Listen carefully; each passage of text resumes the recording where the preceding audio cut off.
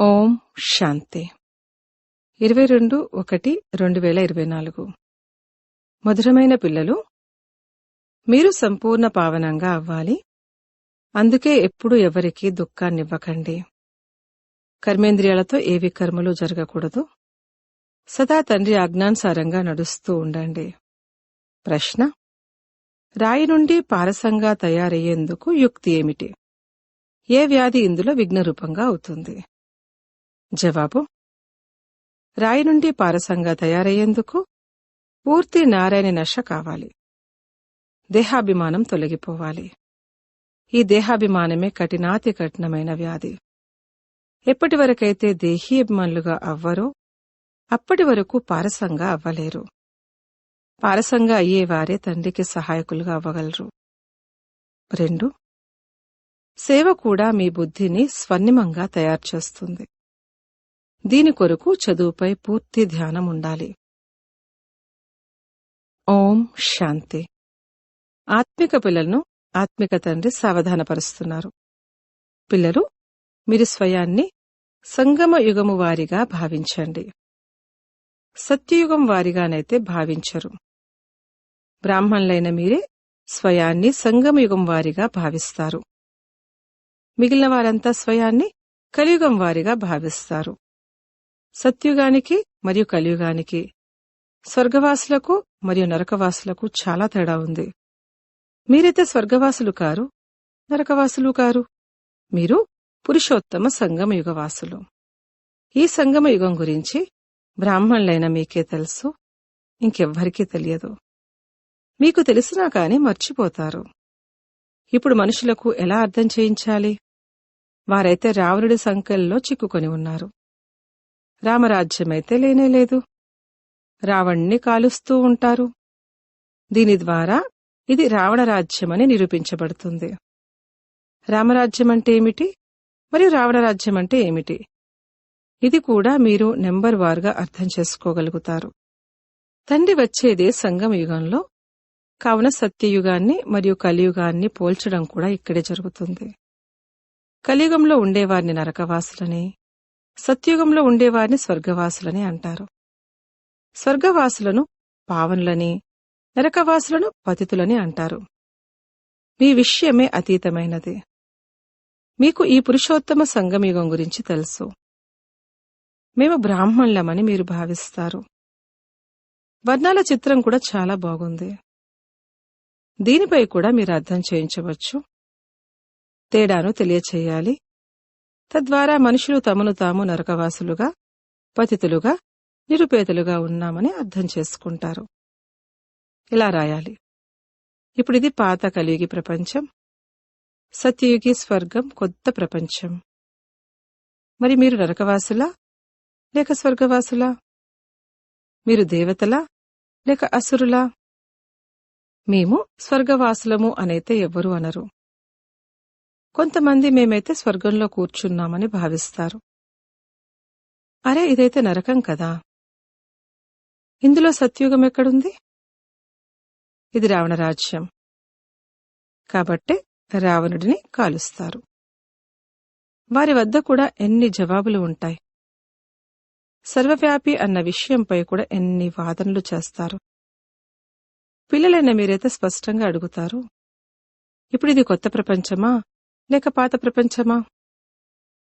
ఈ విధంగా స్పష్టంగా తేడాను తెలియచేయాలి. ఇందులో చాలా తెలివి కావాలి. ఎంత యుక్తిగా రాయాలంటే తద్వారా మనుషులు స్వయాన్ని ప్రశ్నించుకోవాలి. నేను నరకవాసినా లేక స్వర్గవాసినా? ఇది పాత ప్రపంచమా లేక కొత్త ప్రపంచమా? ఇది రామరాజ్యమా లేక రావణరాజ్యమా? మేము పాత కలియుగి ప్రపంచవాసులమా లేక కొత్త ప్రపంచవాసులమా? హిందీలో రాసి ఆ తర్వాత ఇంగ్లీష్లోకి, గుజరాతీలోకి అనువాదం చేయాలి. తద్వారా మనుషులు తాము ఎక్కడి వాసులము అన్నది స్వయాన్ని ప్రశ్నించుకోవాలి. ఎవరైనా శరీరాన్ని విడిచిపెట్టినప్పుడు స్వర్గస్థులయ్యారు అని అంటారు. కాని స్వర్గం ఇప్పుడు ఎక్కడుంది? ఇప్పుడైతే కలియుగం ఉంది. తప్పకుండా పునర్జన్మలు కూడా ఇక్కడే తీసుకుంటారు కదా. స్వర్గము అని సత్యయుగాన్ని అంటారు. అక్కడికిప్పుడు ఎలా వెళ్తారు? ఇవన్నీ విచార సాగరమంతరం చేయాల్సిన విషయాలు. ఎంతో స్పష్టంగా తేడాను చూపించాలి. అందులో ఇలా రాయండి: భగవాన్ వాచ, ప్రతి ఒక్కరూ స్వయాన్ని ప్రశ్నించుకోండి. నేను సత్యుగి రామరాజ్య నివాసినా లేక కలియుగి రావణరాజ్య నివాసినా? బ్రాహ్మణులైన మీరు సంగమయుగవాసులు. మీ గురించైతే ఎవ్వరికీ తెలియదు. మీరు అందరికన్నా అతీతమైనవారు. మీకు సత్యుగము, కలియుగం గురించి యథార్థంగా తెలుసు. మీరు వికారి భ్రష్టాచారులా లేక నిర్వికారి శ్రేష్టాచారులా అని మీరే ప్రశ్నించుకోగలుగుతారు.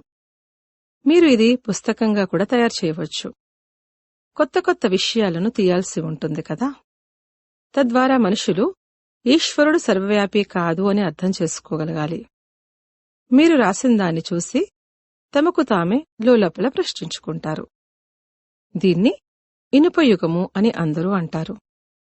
దీన్ని సత్యుగి దైవీ రాజ్యమని ఎవ్వరూ అనలేరు. ఇది నరకమా లేక స్వర్గమా? ఎంత ఫస్ట్ క్లాస్గా వివరం రాయండంటే, మనుషులు స్వయాన్ని మేం తప్పకుండా నరకవాసి పతితులము, మాలో దైవీ గుణాలైతే లేనేలేవు అని అర్థం చేసుకోవాలి. కలియుగంలో సత్యుగం వారు ఎవ్వరూ ఉండలేరు. ఈ విధంగా విచారసాగరమంతనం చేసి రాయాలి. ఎవరైతే తమకు తాముగా ముందుకు వచ్చి సేవా బాధ్యతను తీసుకుంటారో వారే అర్జునులు. గీతలో అర్జునుడి పేరును రాశారు.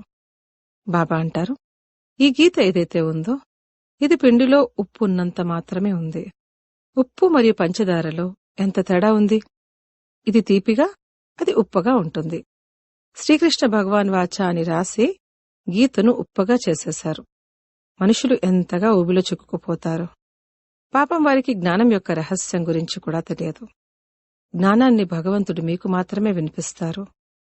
దీని గురించి ఇంకెవ్వరికీ తెలియను కూడా తెలియదు. జ్ఞానమైతే చాలా సహజమైంది. కాని భగవంతుడు చదివిస్తున్నారు అన్నది మర్చిపోతారు.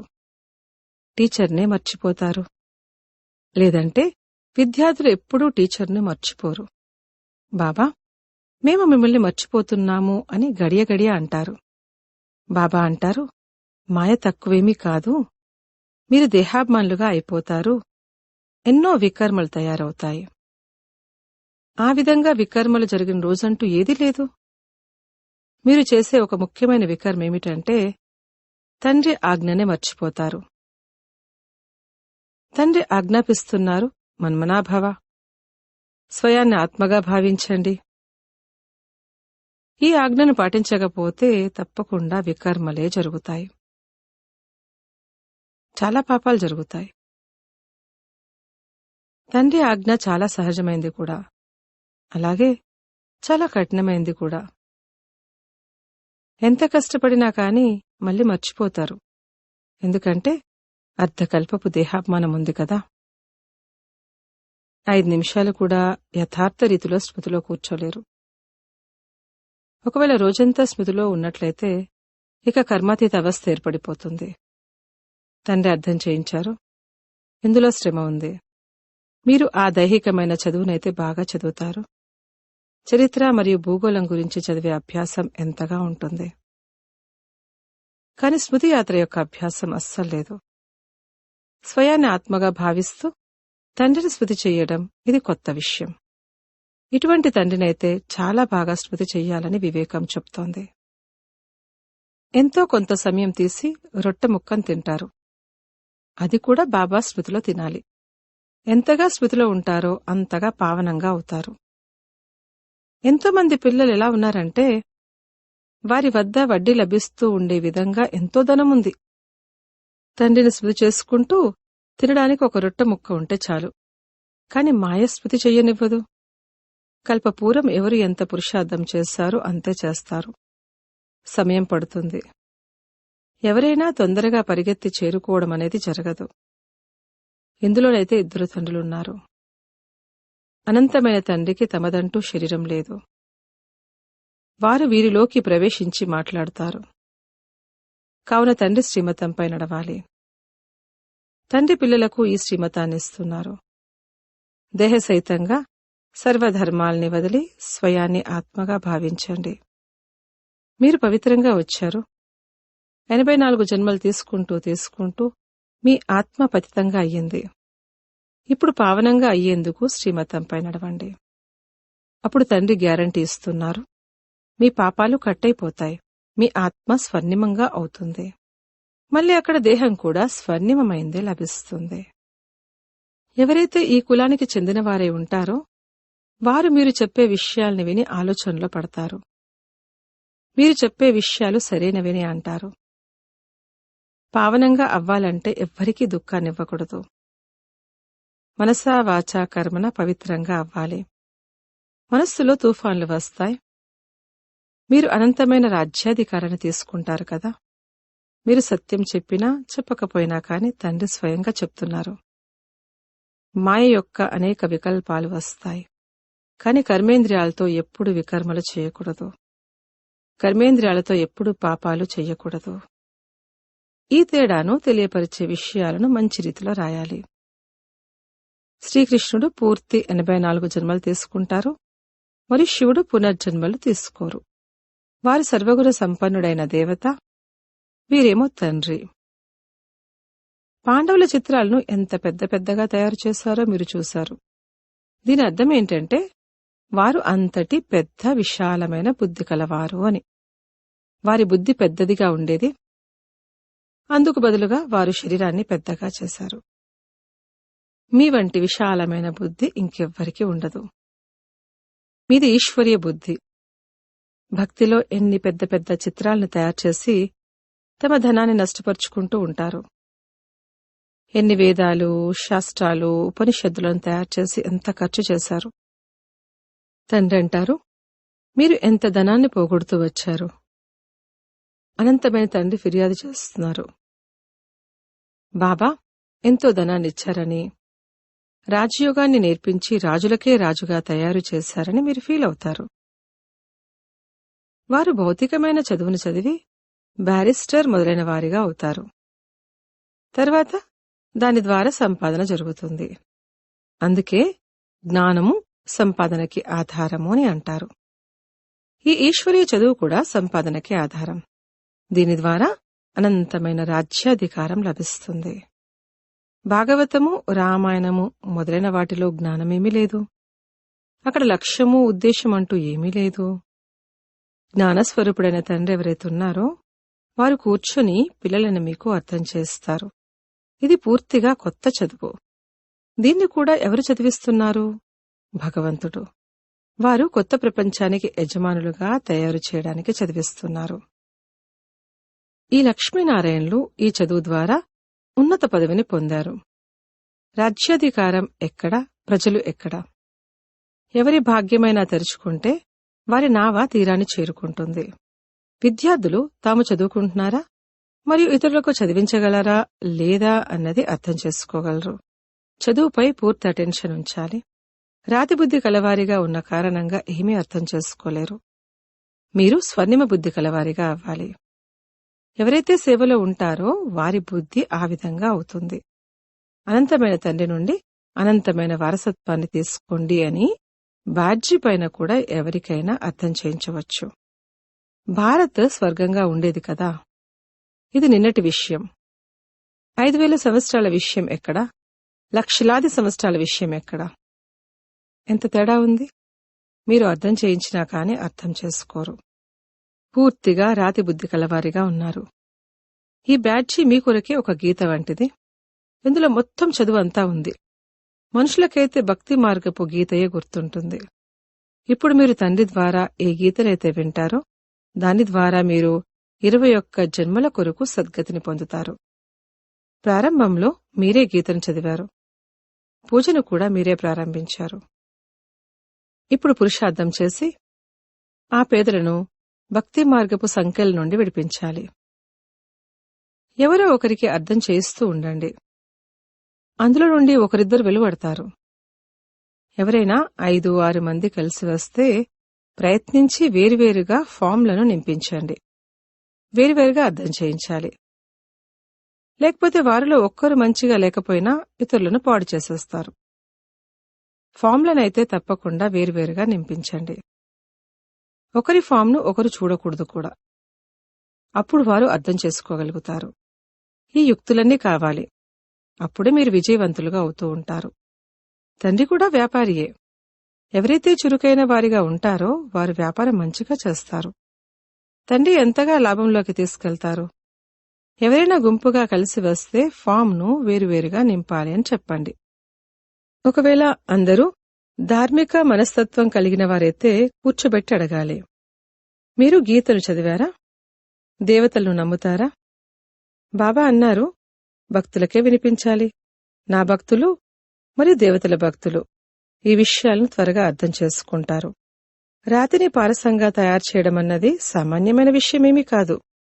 దేహాభిమానము కఠినాతి కఠినమైన చాలా అశుద్ధమైన వ్యాధి. ఎప్పటివరకైతే దేహాభిమానం సమాప్తమవ్వదో అప్పటి వరకు బాగుపడడం చాలా కష్టం. ఇందులోనైతే పూర్తి నారాయణ నశ కావాలి. మనము అశరీరులుగా వచ్చాము, అశరీరులుగా అయి వెళ్ళాలి. అసలిక్కడేముంది? తండ్రి అన్నారు, నన్ను స్మృతి చెయ్యండి. ఇందులోనే శ్రమ ఉంది. ఇది చాలా పెద్ద గమ్యం. వీరు కల్పపూర్వం వలె మంచి సహాయకులుగా అవుతారని వారి నడవడిక ద్వారా తెలుస్తుంది. అచ్చా, మధురాతి మధురమైన సిక్కిలదే పిల్లలకు మాతాపిత బాప్దాదాల ప్రియ స్మృతులు మరియు గుడ్ మార్నింగ్. ఆత్మిక పిల్లలకు ఆత్మిక తండ్రి నమస్తే. ధారణ కొరకు ముఖ్య సారము. 1. మనసా వాచా కర్మణ పవిత్రంగా ఉండాలి. కర్మేంద్రియాల ద్వారా ఏ వికర్మ జరగకూడదు. ఈ విషయంలో సంభాళించుకోవాలి. ఆత్మను కాంచనంగా తయారు చేసుకునేందుకు స్మృతిలో తప్పకుండా ఉండాలి. 2. దేహాభిమానపు కఠినమైన వ్యాధి నుండి విముక్తులుగా అయ్యేందుకు నారాయణి నశాలో ఉండాలి. అభ్యాసం చెయ్యండి. నేను అశరీరిగా వచ్చాను, ఇప్పుడు అశరీరి అయి తిరిగి వెళ్ళాలి. వరదానము: యోగం చేసే మరియు చేయించే యోగ్యతతో పాటు ప్రయోగి ఆత్మా భవ. బాప్దాదా చూశారు, పిల్లలు యోగం చెయ్యటము మరియు చేయించడం రెండింటిలోనూ చురుకుగా ఉన్నారు. కావున ఏ విధంగా యోగం చెయ్యడము మరియు చేయించటంలో యోగ్యులుగా ఉన్నారో అలా ప్రయోగం చెయ్యడంలో యోగ్యులుగా అవ్వండి మరియు తయారు చెయ్యండి. ఇప్పుడు ప్రయోగి జీవితం యొక్క ఆవశ్యకత ఉంది. అన్నింటికన్నా ముందుగా చెక్ చేసుకోండి, మీ సంస్కారాల పరివర్తనలో ఎంతవరకు ప్రయోగిగా అయ్యారు. ఎందుకంటే శ్రేష్ఠ సంస్కారాలే శ్రేష్ఠ ప్రపంచపు రచనకు పునాది. ఒకవేళ పునాది దృఢంగా ఉన్నట్లయితే మిగిలిన అన్ని విషయాలు స్వతహాగానే దృఢంగా ఉంటాయి. స్లోగన్: అనుభవి ఆత్మలు ఎప్పుడూ వాయుమండలము లేక సాంగత్యపు రంగులోకి రాలేరు. అవ్యక్తి సైలెన్స్ ద్వారా డబల్ లైట్ ఫరిష్తా స్థితిని అనుభవం చెయ్యండి. సంకల్పాల్లో దృఢత ఉన్నప్పుడు మరియు స్థితిలో డబల్ లైట్ తనం ఉన్నప్పుడు సదా సంతోషంలో ఊగేవారిగా, సర్వుల విఘ్నహర్తలుగా మరియు సర్వుల కష్టాన్ని సహజతరం చేసేవారిగా అవుతారు. నాదంటూ ఏమీ లేదు, అంతా బాబాదే. భారాన్ని తమపై పెట్టుకున్నప్పుడు అన్ని రకాల విఘ్నాలు వస్తాయి. నావి కావు అని అనుకుంటే నిర్విఘ్నంగా ఉంటారు. ఓం శాంతి.